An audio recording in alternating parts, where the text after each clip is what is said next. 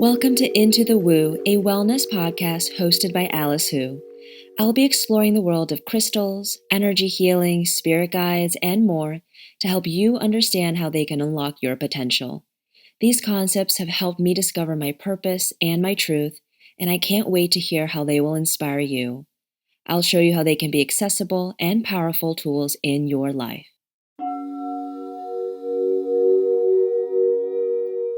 Entrepreneurship is a spiritual journey. When you start a business, it's one of the scariest things that you can do. And I've actually done it 3 times, but Woo Woo Company has felt the most right, and it's honestly felt the scariest. 2 years ago, well, actually, it's like 2.5 years now, I took the leap and decided to do this full time. And really, everything shifted in my life. I created a community from nothing in DC. I went from one event to 6 to 8 events a month, and so many people were coming up to me and saying, "Thank you. Thank you for creating this community. This is something that I've been really wanting and needing in DC, but no one is really doing it." And there was so much fear when I started the business. Like, even before I went into it full time, there was a lot of fear around, like, what are people going to think? This is really weird. This shit's weird. This is not just, kind of like, oh, like get well with me by exercising or nutrition. It's kind of like, let's explore the mind together and let's use astrology, mindfulness, meditation, chakras to really help you get to where you need to be. A lot of these subjects, these topics can be very off-putting to people, can be very divisive. But I just felt really called to kind of investigate, research, apply these things to my own life, and then share how they've worked, how they haven't worked for me. And I think coming from that place of authenticity really resonated with many. And so my initial fears of like, what are people going to think? Or they think this is going to be weird, and why am I doing this? Really melted away once I started to see people show up at events and getting those messages that really affirmed what I was doing and what I was creating. Now, the spiritual journey like never ends. There's always so much to learn. And so, in my business these last few years, so many things have changed. Like when I started this business, I thought that it was just going to be events, and I thought that I was going to be the behind the scenes person, planning all these things, bringing people together, figuring out the best experts to bring in. But the universe had different plans for me.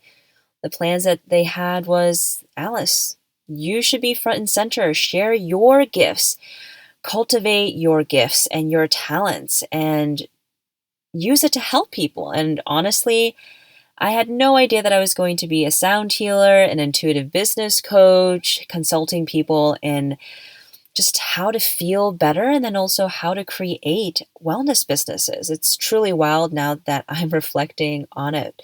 And, the business continues to change. My why, the reason why I do this work, the purpose doesn't change, but the how, the details definitely do. And so I think for me, these last few months, that's a lesson that I've been learning to let go of control and to surrender and to know that I've embarked on this path. This is what I meant to do.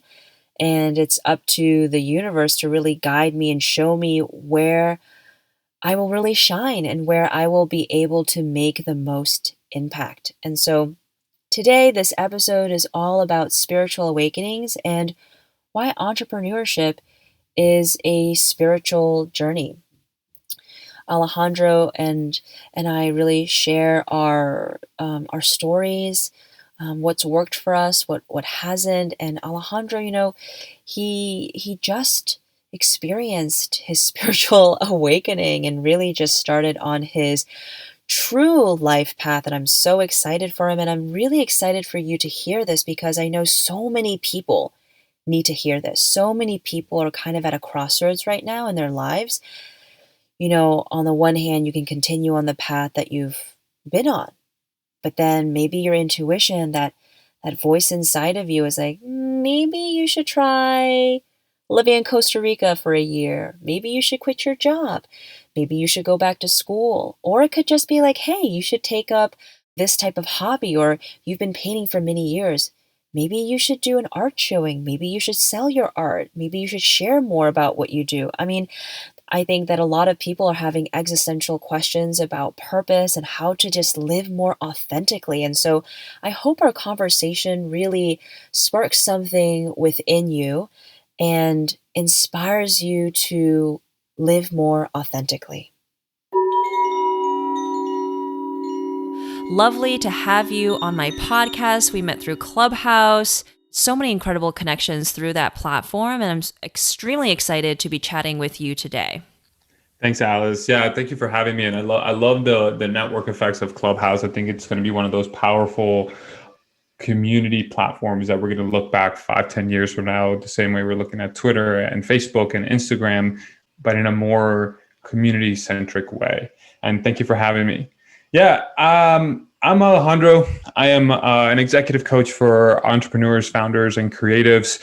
I focus specifically on freedom and fulfillment in all spiritual aspects. My mantra is that all business is spiritual. Before coaching, I was an entrepreneur operator for 12 years in the startup world, everything from digital media to nonprofits to doing M&A to creative agencies, blockchain, aerospace, and AI. So I'm really excited about the intersection of emerging tech and storytelling, like being at the bleeding edge and helping those types of founders really create that future into reality. And it's really outstanding. And it's been a journey filled with ups, downs, twists to the sides, burnouts, spirituality, and a lot of rewards and a lot of great blessings.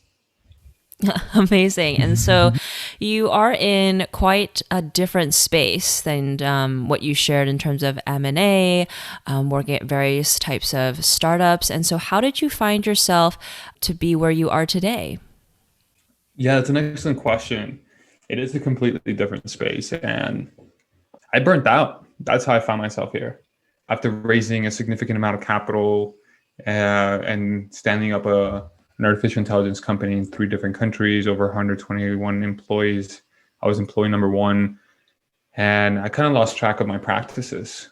And in that sense, I wasn't serving myself, or I wasn't in alignment. I was doing things out of achievement and grasping. And I wanted to be validated by the founders or the investors. And I had an interesting dynamic with power and influence. And so that all came crashing in my honeymoon one day. My wife woke me up during our honeymoon one night, and she was like, "Honey, is everything okay?" And I was like, "Yeah, what's going on?"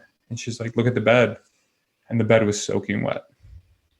And I was like, "Oh God, did I just wet the bed?" And I asked her, I was like, "Hey," and I checked my boxer. I was like, "Nope, okay, that wasn't it." She's like, "You been?" I was like, "Okay, this is kind of embarrassing." But I had a conversation with her, and she was just like, "Yeah, honey, you've been sweating all night, and I woke you up because you were speaking in your sleep. Like, this has to end. This has to end." And I kind of checked in with myself, because those words, "this has to end, this has to end," a lot of times she asked me, "Are you suicidal?" And I was like, "No, baby, that's not my voice." And the reason why I know this is because when I was 16, I was suicidal. So I recognized the patterns. I was able to understand what voice is yours and what voice is not. And that's where I felt that was a divine intervention of a guide, an angel, or just God in general. And just for the context of this podcast and this interview, I just want to clarify that when I use God, I use it in the same way that people say Allah, Buddha, Krishna, universe, creator, source. I'm in a very spiritual way.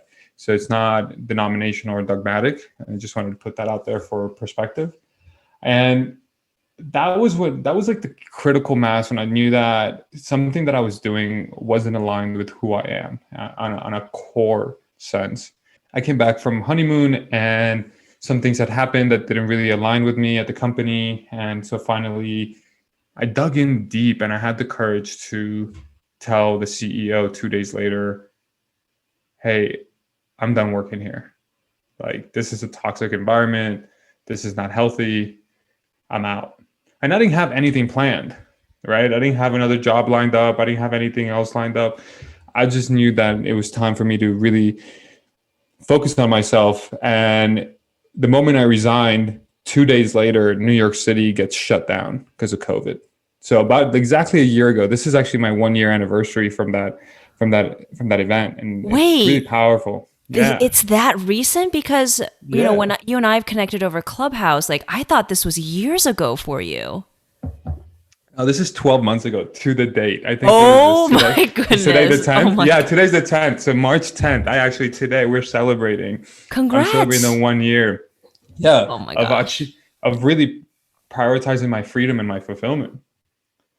And it goes to show you that when you're so committed to doing something, you can accomplish so much in 1 year if you're truly aligned, right?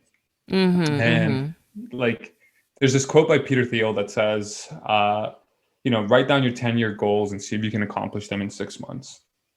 And so that's exactly what I attempted to do. That's what I set out to do. But I took the short roads, right? The side roads. And instead of hopping on a highway, some people hop on highways and everything starts flying for them. And then there's some of us who kind of like the side journeys. And in that capacity, there was a lot of pain from that overthinking, overanalyzing. I knew it was a good decision, but obviously you still have that transition period of, did I make the right choice? Did I do the right A thing? hundred percent. Like, you know what I mean? Like, it's like, what could have I done differently? What could I have done? And so I started seeking again. I started seeking, what can I do? Should I build a media company? Should I build this? And so I started hosting Zooms for people to talk about what were there going on through COVID. Like, I was one of the first people to host circles and things of that nature. And I recognized that I really wasn't into it. And so there was a lot of pain coming up, and I decided to lean on marijuana. And I started smoking one joint, which one joint turned to two, turned to two, three to four, 4 to 5 a day. And, when you're stuck in your apartment, I ended up becoming what I like to call a functional pothead, where I was doing deals, negotiating, crafting, ideating, but I was like with a joint in hand. And then finally, this was a behavior that lasted about 2 weeks. And I still remember March 27th, like if it was yesterday. That moment where you're awake, you're conscious but not awake, like you're still sleeping and you become Yeah. conscious but your eyes are not open. Mm-hmm. Yeah. Like, this blue light just came out from my heart. Everything was super black, and this blue light comes to me, and this light just starts speaking with me, and it addresses me like, Alejandro, you have to feel this pain. You're not going to suffer, but you have to feel this pain. If you continue to numb this pain, you will suffer. And it's not about suffering now, you will suffer in 30 years. And I was just like, oh shit. And I was like, okay, well, what do I do? Stop Right? I'm just smoking pot. right. So I was like, what do I do? And literally the voice and this blue white light came to me, and he's like, look, the world doesn't need you right now. No one needs you. The only person that needs you is you. Stop running. The world is shut down. And I woke up because that was like it felt like a 20-minute situation, but really it was like a 30-second thing. It was one of those like multi-dimensional situations where I was grasped into it. And based on my spiritual practices, I recognized this to be real. And the voice was very similar to the voice that I was hearing in my honeymoon. So I was like, okay, this is powerful. There's something here. So I kind of woke up startled. I kind of splashed my face with some water. And that moment where you're just kind of like, what just happened? Like, what's going on? But like, let's just take action. I mean, I just told you last week something happened to me, and I was like, I don't really want this. But then I had to figure it out. I was like, okay, if I'm going to really consider this, the message that I receive, what do I need to do? And I took a lot of action. I talked to people. I did a lot of research. So yes, I do. It's gonna be really powerful. So taking action is actually the antidote to probably 99% of our issues or our opportunities. And so in that moment, I just woke up. I felt divine. I felt like this lightness of energy that I hadn't felt in a long time. And I went into my little box, grabbed all the marijuana, like crumbled it, flushed it down the toilet. Like I remember grabbing every single individual rolling paper and putting it in the toilet. And I remember like breaking all the lighters and then breaking all the lighters and being like, oh shit, how are we going to light the candles? and And so I'm in the shower, I'm cleansing, I'm really just kind of processing what just occurred. And I felt this energy of inspiration, right? Like, you know, that moment where you just feel energized and inspired and you have a clarity and conviction. And I was just like, okay, this pain is not going to be pretty, but I'm not going to suffer. Let's feel it. And so I'm walking out. I walk out of the bathroom with towel on. My wife's in the middle of our loft and she's wearing her little robe. And she has that face where you have you ever partner ever given you that face that something is about to happen? Like they needs to have a conversation. Mm-hmm. It's like you're on the same like vibe. You're like, Yeah. So I was just like, okay, baby, what's up? You know? And she's like, hey, honey, I have something important to talk to you. As you know, we made a promise to each other to be a mirror. I was like, yeah, honey, let's rock and roll this. And she was just like, your smoking's become a problem. I mean this from the bottom of my heart. And I think your smoking has just become a problem. And I just burst out laughing. Like literally, I just like, she says this and I burst out laughing. Not the response that you want from your partner when you have just mustered up the courage to have a very delicate and very, very important conversation. And that look is like all women have that look, like we gotta talk. Yeah. And like, so I was both relieved and like excited because then I told her the story what had just happened. I went to the toilet. I showed her the residue from the marijuana, and I showed her like the broken lighters, and she was like, "Well, how are we going to light the candles now?"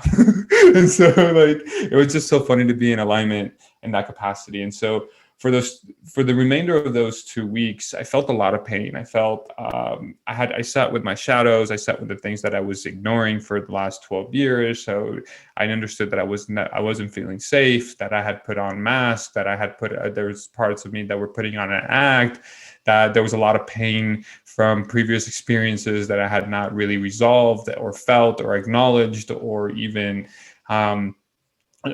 just allowed myself to know that I was in pain, right? And I always masked it with this sense of achievement of raising capital, meeting with politicians, meeting with kings, queens, monarchy, investors, like, these things kind of like living a fast lifestyle, kind of numb those things because you're like, oh, I'm building impact, I'm building value, I'm creating jobs. I don't have time to address this. And so this was like the first time where I was able to see this movie reel, but not reliving it, not feeling it, but just being aware of it and understanding it.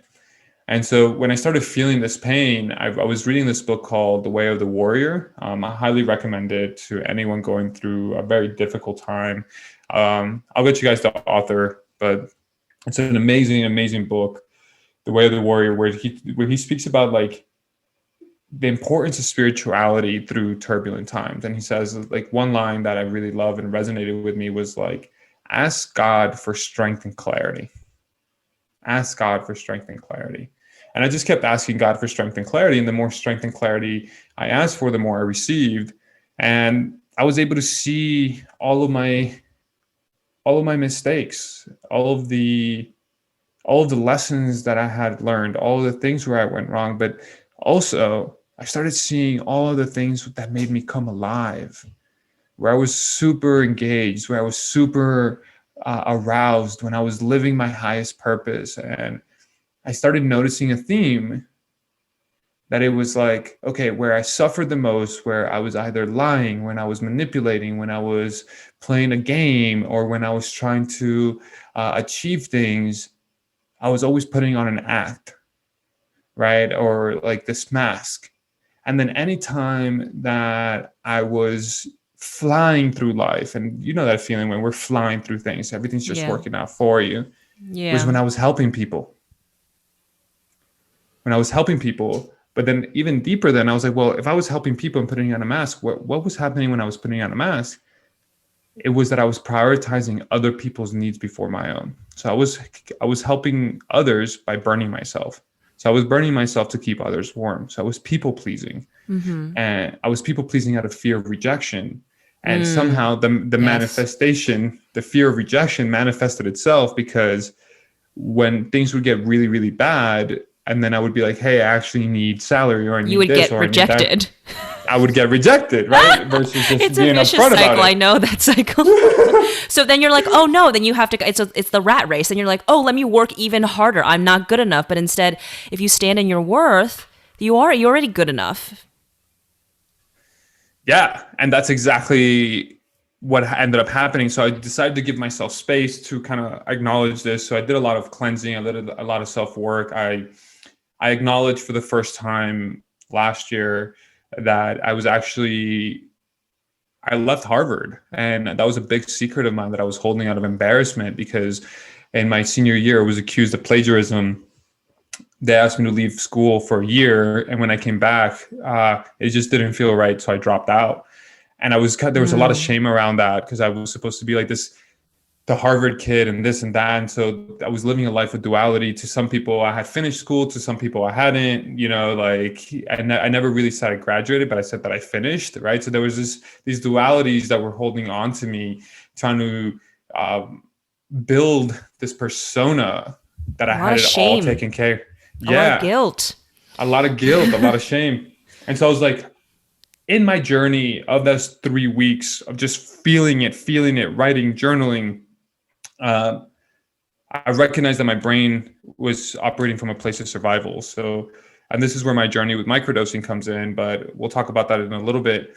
And I wrote letters to people. I spoke to people. I apologized to people. I asked for forgiveness. I forgave people. And so I started feeling lighter and lighter and lighter. And then one day I was like, what is my life's purpose? And in 2015, I had an epiphany back in Burning Man, where my life's purpose is to help the most people do the most good, specifically help those who are helping themselves, but more importantly, helping those who need it the most. And at the time, I felt that was entrepreneurship. And I was like, yo, what is it now? Like, I come alive, I help people make their dreams come true, help them, guide them, support them. But anytime that I became an operator in their dreams, things fell apart. But where I was more of a guide, of a partner, of an advisor, of an intellectual sparring partner, the relationship fostered and the relationship blossomed, and there was depth and there was beauty and there was love.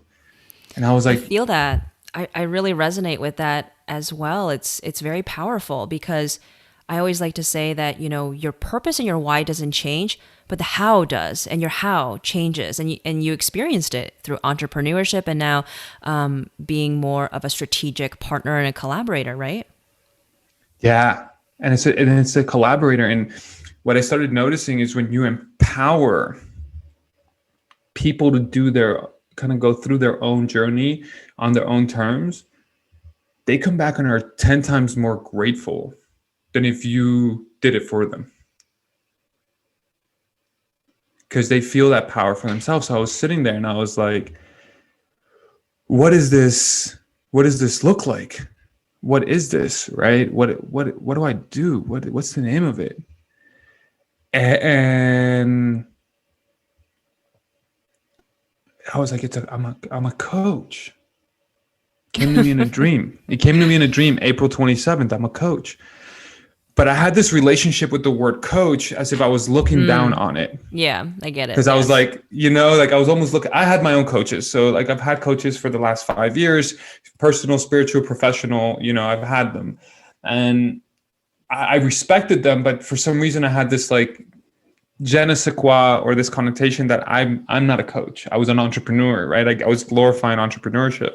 Like you were better, and that it was. Yeah, I was judging. Judging. Yeah, I was judging. Like let's call it what it is.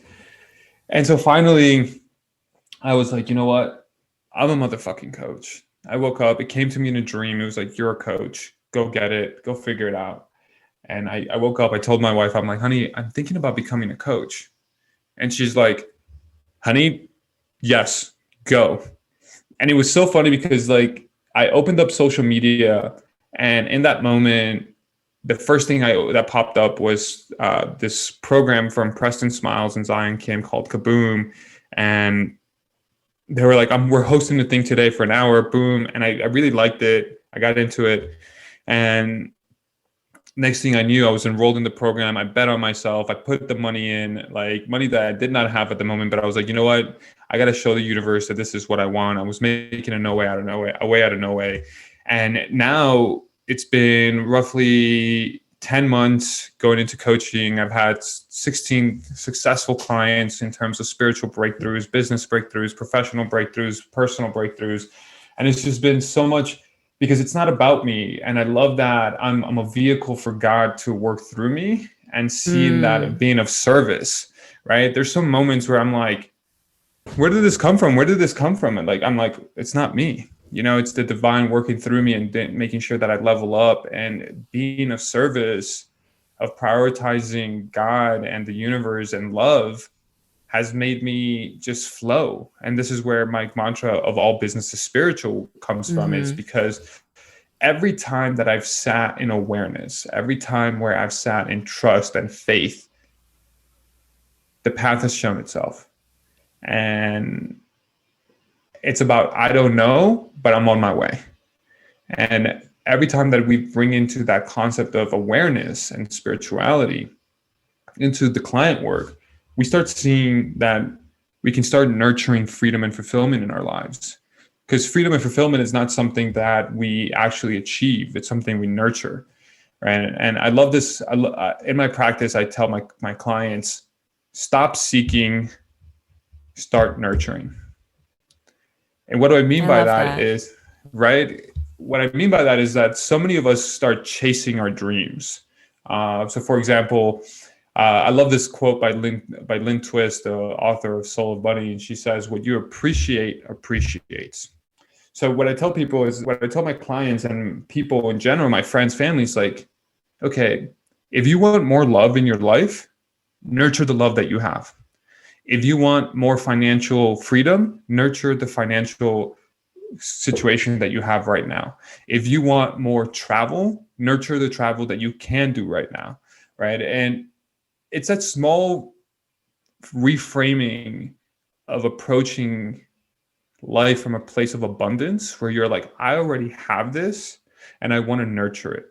So in a more metaphorical speaking, this is what I tell my clients. It's thoughts are the seeds of life. Language is the soil where we plant that seed. And water is the actions that we take to make sure that that seed sprouts. I love that analogy. Thank you. And so that's what we're saying. It's like, let's nurture something positive. And that's where I was introduced to my microdosing journal, where I recognized that I wasn't feeling safe, and that I had been operating from a place of survival since I was 8 years old. And I started noticing that most of my actions were out of the desire to be seen, whether it was my turbulent years in my childhood, my adolescence, wanting to be liked, or in college, just being so fucking lost and trying to be something and finding myself and the things that weren't really there, but in a way they were there, they were still guiding me. And then leaving Boston to come to New York just to kind of, in a way, escape a life that I was so ashamed of because I had been rejected. And coming to that, but also seeing how much love I was receiving, but I didn't feel worthy of that love because I just focused on all the wrong things. Yes, mindset truly is everything, and your perspective really dictates everything that happens around you. It's mindset, heart set. You know, if you set your heart on something, your mindset, you touched on it really beautifully, Alice. It's the perspective that we have of the world. And when we when I began speaking to this, I just started really getting really emotional, and just touching on this really brings me back to this moment of how much compassion I've really given myself over the last 12 months. And I'm just celebrating myself for speaking my truth. I mean, this is true freedom, Alejandro. This is true freedom. And I feel so honored to be speaking to you. 1 year later, it's been such a crazy journey for you. And I bet, all the people that you knew, in your previous life, like, how do they receive you now? How are you different, when you talk to those people? I know my friends are like, you're just so much more calm, and, I feel very grounded when I'm with you. I've always kind of had that energy, but now it's just so much more. And so have you seen that shift with people that you've known in your previous lives and roles? Such an excellent question. And I'm pausing just to kind of make sure that I give you my truth in that. Because in my transition, due to COVID and to other things, I lost some friends. Some friends we actually broke up as friends. They're like, I don't know who you're becoming. This no longer is the person that I used to know. We can't be friends. And I lost one of my best friends for over 8 years in that process. And then some, like you said, I see you more fully, more deeply, and some friendships just got fucking amazing. Like we can speak about anything now. We can talk about anything. We create that element of trust and that safe space. And I've always had the ability to see people for who they are and hold space for them.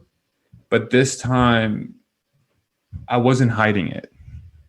This time, I wasn't downplaying it.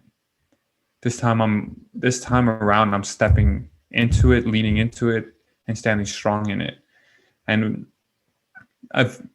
in that capacity, we help others liberate themselves when we liberate ourselves, right? So when we speak our truth, when we speak about this, I actually sat down with my mom and I told her about my mushroom journeys, and I told her about my experiences with ayahuasca, and I sat down with her and told her about like the times I've been abusing marijuana, just because like I told her like, hey, I'm going to be speaking about this very publicly, and just in case it someone of your friends, I want to make sure that you are also aware of it. It's coming from me and from a place of love. And she was like, honey, I love you for who you are, and I appreciate you, and I knew that you've always been someone who's going to take the path less traveled, and having that support of your mom, and it's bonded me so much stronger with my brother, and so much stronger with my sister and my wife. And my best friends now are just like, these are the people who I know that no matter what, they're going to be there.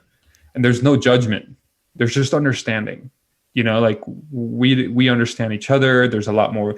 The laughter's richer. The cries are more profound. The moments shared, the small moments. Like I was just in New York for 5 days for client work, because I help clients fundraise for capital for their startup. So I was with the client, but I also made time for like 3 or 4 of my best friends, and it was like 45-minute dinners, right? It wasn't like these long dinners, but in those 45 minutes, it felt really profound. It felt really good to see them. There was no trying to impress them. There's no trying to be someone you're not. You can speak to their problems. You can speak to our problems. And it was just really beautiful, because you start nurturing what I love to call the different levels of love, right? And I tell all my friends now very openly, I love you. Oh, that's before, great. right before, where that was like a thing that I did with some, but now I tell every single one of them like, hey, I love you. You're worthy of receiving this love, and I love you for who you are, not for what you do. And it's a good reminder. I mean, that's the magic, right? Like once you are able to see yourself, to accept yourself, you could see it in others.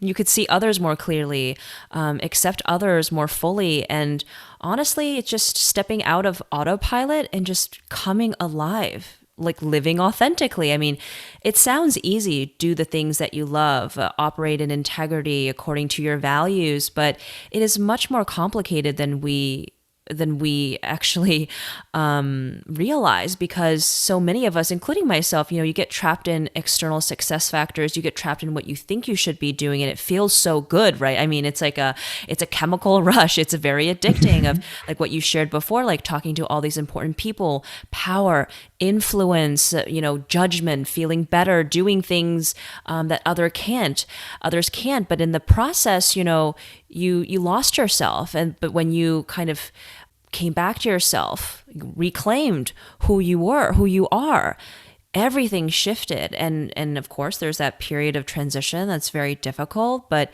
I mean, that's the part people get stuck at. That part, a year ago, that month-long time that you went through a lot of emotions, a lot of turbulence, that's where people get stuck. And when you are in that moment, you think it's going to last forever. But if only you just make it to the other side and continue to, stand in your worth, operate from your integrity, then you make it out fine. You always make it out fine, but you have to go through it to get out of it. Yeah, and it's really, really important, like you said.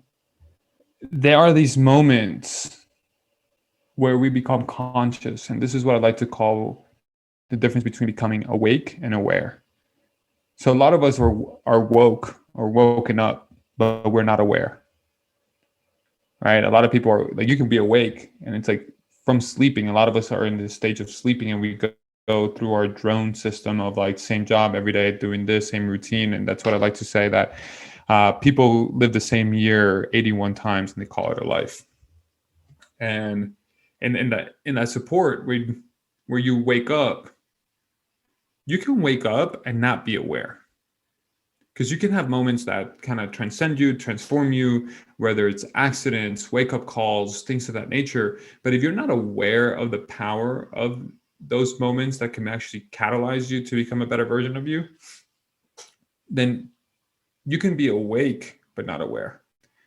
And you just kind of repeat this vicious cycle of being in the same place. And a lot of people may actually find themselves saying, man, I'm so sick and tired of this always happening, right? That's being awake. For example, Yeah. It's like, I'll give an example. Like, a lot of people have money issues, and part of my growth has been dealing with trauma around money. And I remember in 2018, I had $98,000 worth of debt, and I was awake to this debt, but I wasn't aware of what caused it, right? And I was just like, I'm so sick and tired of this happening again, right? The overdraft fees, the this, the that, the behaviors were kind of perpetuating. And that one day I was like, no, I'm awake to this problem, but I need to become aware to how to solve it. And that's when I took charge. I'm never in control, but I'm always in charge. And I started really focusing on that process of learning the language of money, right? And that's when you become aware. And so where we start taking action towards the things that we understand are driving those behaviors, that's really where the whole transformation begins. It comes down to understanding. And understanding is the beginning of awareness. And so when we wake up and we begin to really acknowledge that there is a problem, that's phase one. Phase two is trying to understand what caused the problem or what's causing the problem.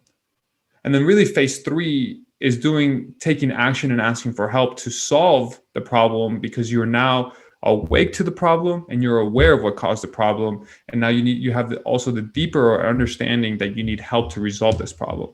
And that's where many of my clients, and you've probably seen this with some of your clients as well, is where the powerful transformations begin, when you're awake, aware, and begin to understand what needs to happen.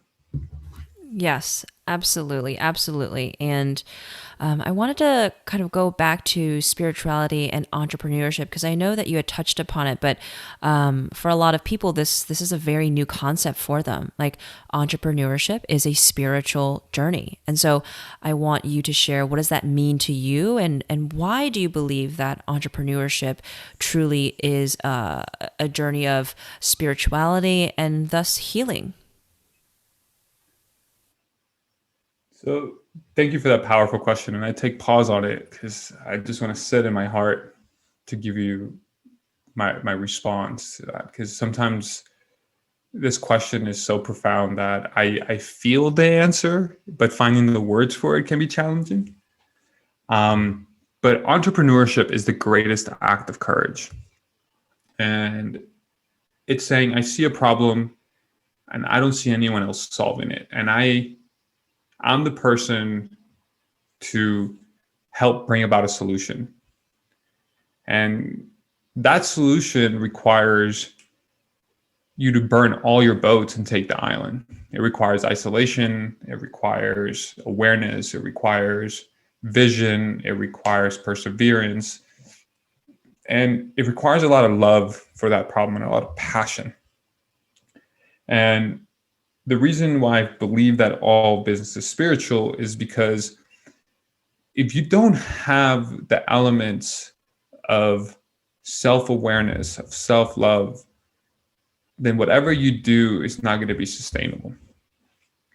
And you see this, a lot of entrepreneurs that you see successfully end up selling their companies, and then they immediately go on a spiritual journey to find out who they are, what's the next phase of them, because they were so focused on building the business, on achievement and playing the numbers, that they lost track of who they are, right? And some of the best entrepreneurs that you see that are sustainably who are growing amazing companies, have their practices, have meditation, have yoga, have vipassanas. They take journeys to really understand who they are. They journal, they read.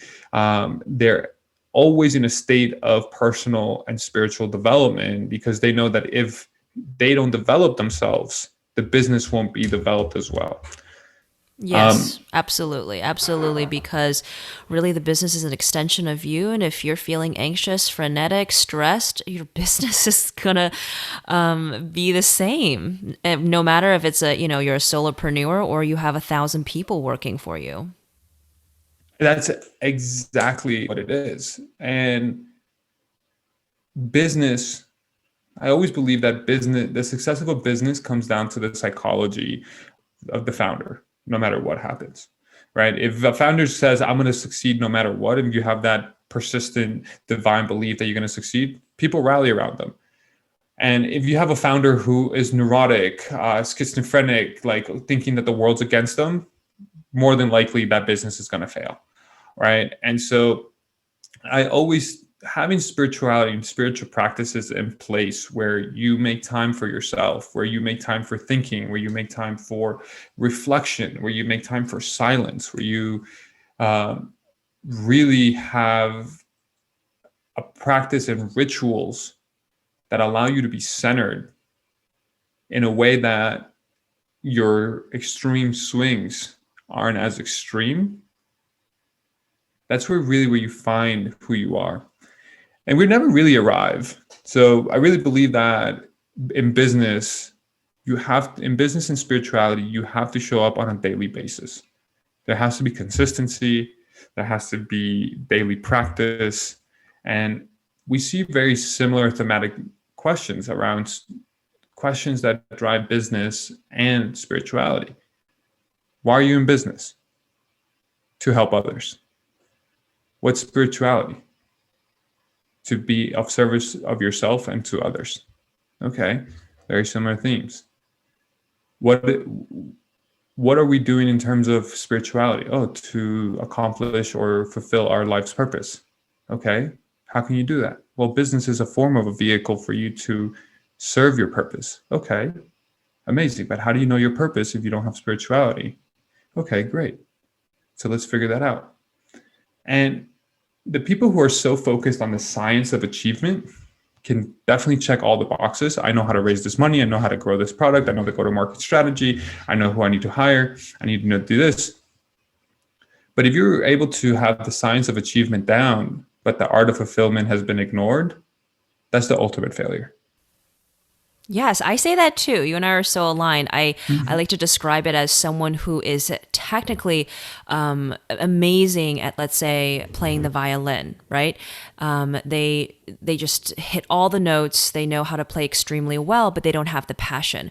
Versus someone who has the passion and that heart, it directly translates into the music that they create. And ultimately, that second person, that latter person, is going to create the most impact and the most beautiful music because their heart is in it, their soul is in it, and that affects the end product.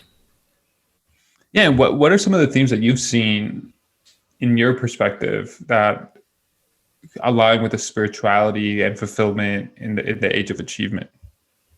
I think that so many of us are coming into a new state of awareness of understanding, what does it mean for myself to be fulfilled? And does it align to how I am currently living and how I have lived before? Because I believe that, there are many parallels to your story and mine, because, I used to chase a lot of external success factors of, titles and, how much money I was making, the types of people that I was working with. And it felt good for a while, but ultimately it became quite empty. And, Woo Woo Company is my third entrepreneurial venture. And I've always said to people that it has felt the most right because it was the scariest. it was not logical. I don't come from a spiritual background. I've only been spiritual really recently, the last few years. I don't have deep knowledge in these things. I've only just been collecting and observing and analyzing, these past few years. It made no sense, but I felt like I needed to do it. And in doing so, I began to heal myself. And I share so much with others of how, once you kind of do the thing that you're scared of and kind of realize that, when you meet fear, anxiety, stress, it's really, an indicator of something you should pay more attention to. Many beautiful things happen, right? When you feel stress, when you feel friction, when you're scared, it allows you to, have an opportunity to be aware and to be curious. And once you hit that point of awareness, you're able to grow and change. And so all the different things that I share with people, mindfulness, manifestation, chakras, these things really help to unlock my truth. And in turn, it has really helped me grow my business in an extremely authentic way that people immediately are attracted to and connect to.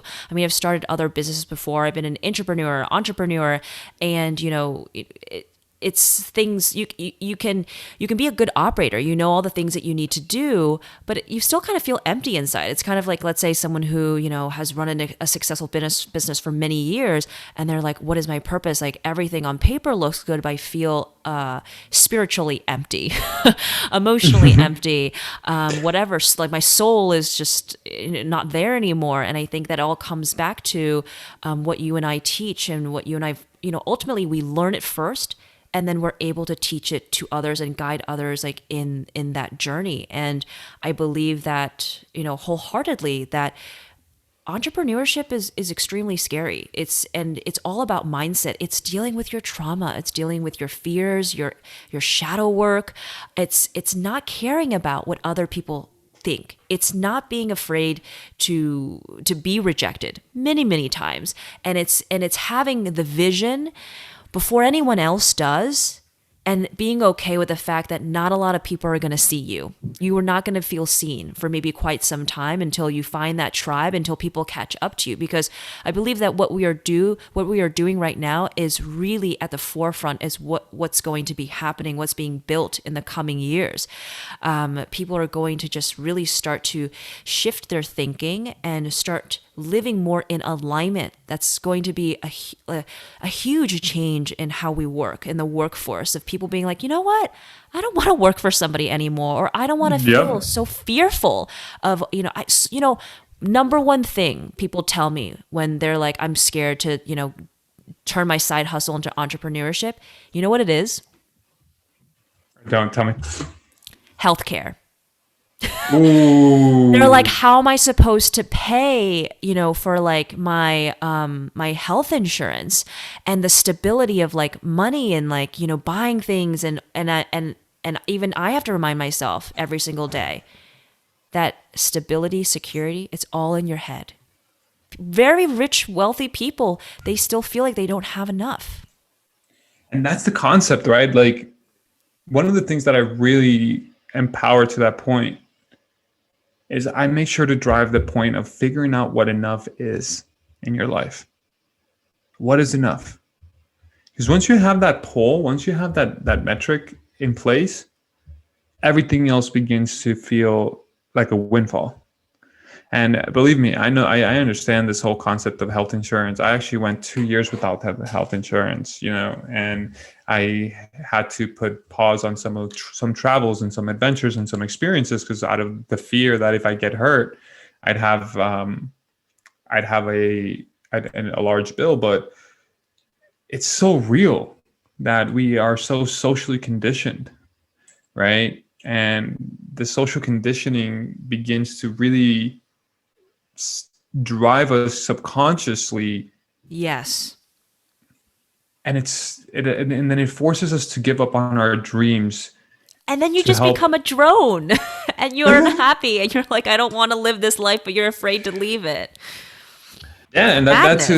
and that's the state of fear, right? And that's from a place of operating from a place of fear. Because when you begin to operate from a place of love, you see that opportunities everywhere, right? The universe is infinite. The universe is infinite in its capacity of abundance of giving you what you want. It's just you have to make the choice that you are the solely responsible for your life's outcomes, right? That no one else is responsible for who you are, what you do in this life. And this is even in partnerships and relationships, right? Like the independence of doing what you need to do comes down to the choices that you make and from the sources of you making those choices. So if you operate from a place of fear, you're always going to play small. You're always going to see things as just let me get to this place so I can get to this place to get to this place. You're always going to see the short-term playbook. But if you start operating from a place of, you know what, I don't know. With that said, I'm going to do this anyways. And I'm scared as fuck. And everything is telling me not to do this. That's the beginning of true transformation. When you begin to operate from a place of love. And I always tell my clients, if you're not going through a breakdown, you will never go through a breakthrough. Because the breakdown is the precursor through a breakthrough. And Yes. Yes. some of them look at, It's crazy, right? yeah, you can't avoid, right? It's like saying hard work, you can have success without hard work. No, like you actually need to work to have success. And it's the same thing here, right? Like this is why transformation feels like the death before death. And some people call it the ego death, some call it identity shift, some people call it metamorphosis. Spiritual Psychology calls it a awakening. mental breakdown. Yeah, there's different names for it in different fields, but it all comes down to the same shit, where it's like, what mental and social constructs am I no longer going to subscribe to, right? And how can I make sure that in this breakdown of breaking them down, I do it in the most kind, compassionate way. And some breakdowns are fucking tough because God and the universe says, no, it's time to break down and shit shatters. And this is where all like your girlfriend leaves you, your job, you get The dark fired, you night get of the kicked, soul. right? Like this is where like, because you've ignored it for so long that your Yeah. purpose takes over. Yeah. Your destiny takes over and they're like, no, this has to stop. Like, boom, right? You get fired from your job. Your girlfriend breaks up with you. You get kicked out of the apartment and you have to start from zero. But most people feel like they're starting from zero, but I'm like, no, you're starting with experience. And it's like, if you hit rock bottom, awesome. Are you still alive? Yes. Do you still know where you can get food from? Yes. Okay. Do you still have a roof to live on? Yes. It may not be the most glamorous roof. You may have to be crashing on someone's couch. You may have to be moving back to your parents' house, but you're 99% better than most of the world. So it's like when you start nurturing these concepts and you're like, okay, well, I'm at rock bottom now. This is the foundation. I know that I can't get any lower than this. How can I build the strongest thing again? And in studying philosophy in undergrad, I remember there was this line from Descartes, Meditations. Descartes is a French philosopher. He's an amazing, amazing, amazing philosopher. Highly, highly, highly recommend his books. He says, I find it necessary in my life to once or twice in my life to break everything down and start over again. And it's so critically important that people are so attached to their old identities, to the old ways, that they don't even see what's possible, right? It's like they love the devil they know more than the angel they don't. Yes, it is more stressful, the uncertainty rather than the certainty of failure. And that's the thing. You can't live a life of success if you're afraid of failure. They are one and the same. They go hand in hand.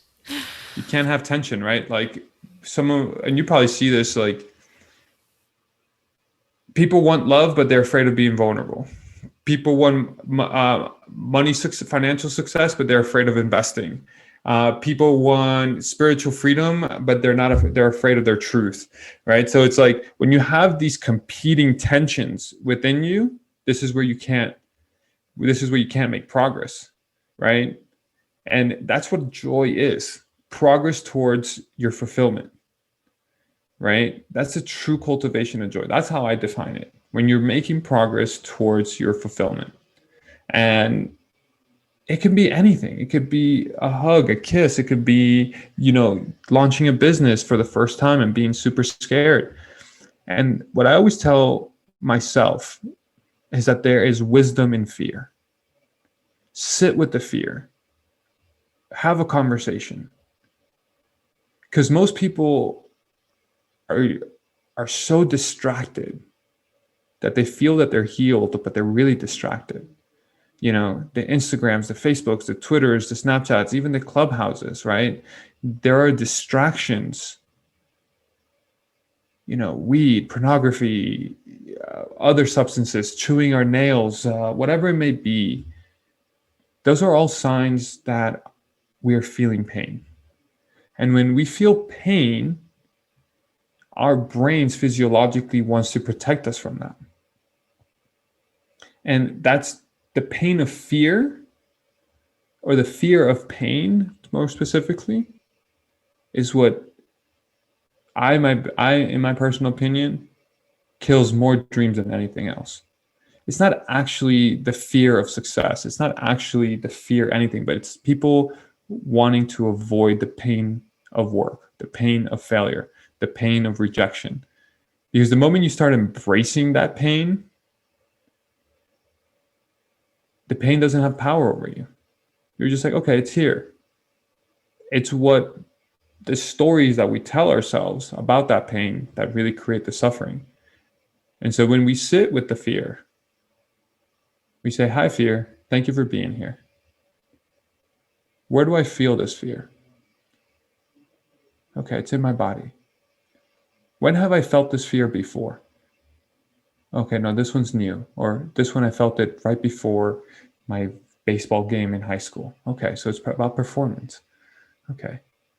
What really am I afraid of here? That I'll be rejected. Okay. What about rejection?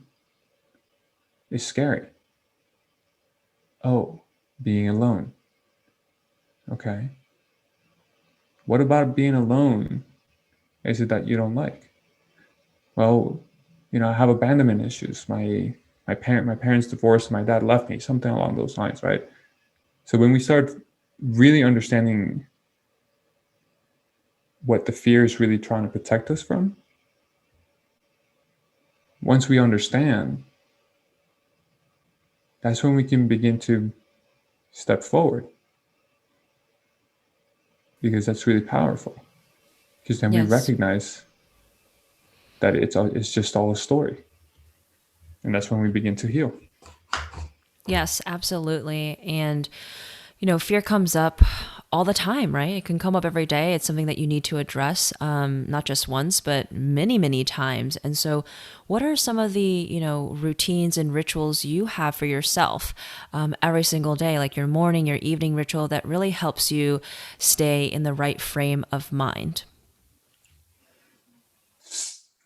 So I have rituals and I also have practices. I'm also incredibly disciplined and I love discipline. And discipline is just a form of self-love. So my rituals in the morning are I wake up every morning at 4:45 a.m. and I just love silence. I just really love the morning silence. I journal, I meditate, I hydrate, I have my gratitude practice. I have my vision practice where I envision myself what my day is going to look like and I reverse engineer it. I work out, I read, and I spend time with my dog and my wife, like non-negotiable. That's it, like every day. And I spend about an hour with myself every day, no matter what. I'm also privileged enough to live in nature, so I spend roughly 30 to 45 minutes in nature, no phone, no anything. It allows me to really be intentional with my time. And then my evening rituals, I have just started to embrace them because I was not that great at them. I was really great at the morning ones to start the day, but not closing the day. And I've come to understand that closure is as important as the beginning. And so now in my day, every day at 8 p.m., no phone, no computer, I kind of close the business, boom, shut it off. Sometimes I'm not great at it because I get on Clubhouse and the 10 p.m. the 10 p.m. rooms are so good. Sometimes I'm just like, okay, I'll forgive myself. So like, again, I'm not perfect. So like, I try to have as much compassion for myself in that capacity. But I try to be in bed by like 10 p.m. the latest when there isn't a Clubhouse that I'm interested in or things of that nature. A lot of prayer, a lot of awareness and sitting into my heart is really about that, right? So it's just kind of like taking pause is really a big ritual of mine in any capacity. So before I answer a question, before I answer an email, before I respond to something, I've really been embracing and practicing response versus reaction in this capacity and touching base with myself, what's really important. And one of the shifts that I did this year, Alice, actually, that's really powerful is that for so long, I had so many questions for myself, but I never really answered them, right? And so I started answering questions. So for example, like, who am I? What do I want out of life? What are my values, right? Like all these questions that we have in a spiritual realm, like, what do I stand for? What are my non-negotiables? What do I believe in? Who do I believe in, right? These questions that we have that are called to kind of give us this sense of contemplation, because there's some questions that we contemplate, and contemplation is the state of being in a question that the answer evolves in. But so many people who fail to answer questions. And I took that practice of answering questions every week. I answer 2 to 3 questions a week, profound questions. Even if I don't like the answer, I'm letting my brain know that I'm taking charge and there's something I'm standing for. And that practice has shifted so much because now I'm able to see perspectives that I hadn't done so before. And it allows me to understand that I am whole and a work in progress, that I really don't know anything, that I'm just here for a long time to help people. And sometimes helping people is just enough to know that I can help myself. Right. And it's just been so wonderful. And those practices are really the cornerstone of who I am. I try to revisit them every 6 months. I try to break them down so I don't get into the fact of routine. Because like if it's just too routine, then is it there? I think I really love the concept of novelty, so I shift them up. I also bring in an element of surprise to them. So, for example, there's some days where I'm like, I'm not journaling today. Okay, cool. My brain's like, whoa, that's new. Or there's some days where I'm like, you know what? Instead of meditating, I'm going to sleep in because sleeping is the best drug. Right. And making it fun. Like a lot of people, well, I used to make my rituals this thing that I had to do, that they kind of lost their their power and kind of lost their panache, you might add, that for like a month I didn't do any of them because it just felt like it was homework or if it was work. But then the moment I introduced play and fun into them again, like I was like, this is fun. This is awesome. Like I'm going to try this new meditation and I'm going to explore this meditation and I'm going to explore these journal prompts. And I'm going to explore this type of yoga and I'm going to explore this type of workout. And you know what? Maybe this month I'm going to train like an athlete and next month I'll train like a bodybuilder. Bringing novelty and fun to it has made it more sustainable.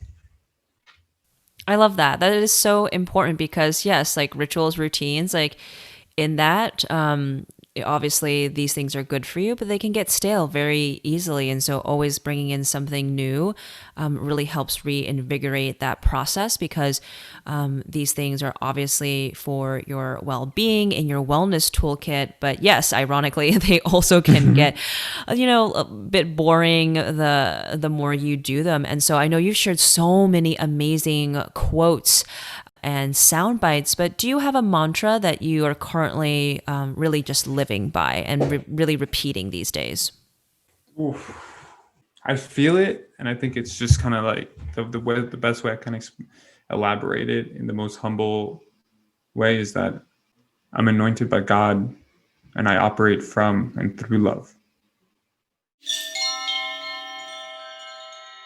And that's a wrap. This is the last episode of the first season of Into the Woo. It's been an incredible journey. I'm so thankful that you've been here, whether you started listening with me at episode 1 or you just joined for this one. I hope you kind of revisit the other podcast episodes and meditations, 101s that I've shared this past year. It's really helped me to find my voice, to be more comfortable in sharing my opinions and what I've found to work for me. And I'm truly excited to work on season 2 and to share more when the time is right. But this episode is going to be a bit of a sneak peek on the theme for season 2, a bit more about career and your professional life. Very much so in line with my projector energy, which is the human design system, and my Capricorn moon and rising, which is from astrology. So, these last few weeks as I've been wrapping up this first season, I've been getting a lot of messages of like, yes, you definitely need to talk about work more, career, and entrepreneurship. And so I'm extremely excited to work on season 2 and can't wait to share it with you. If you're in a place financially where you can contribute to the production and creation of this podcast, I would so appreciate it. It will be so helpful in terms of creating the second season and just supporting all the work that went into season 1. I want to do more meditations that help you unlock your truth, specifically around your purpose, your career, your professional life, and a lot of other cool things. So check the show notes for the link to the Anchor to support this podcast. And if you want to make a one-time donation, you can Venmo me. I'm at Alice Who. That will also be in the show notes as well. And I'll also include my PayPal email so you can donate via that method as well. And so for those who already support the podcast, thank you so much. I really appreciate it. And I hope you've been enjoying all the information, all the insights and stories that have been shared so far. Can't wait to see you for season 2.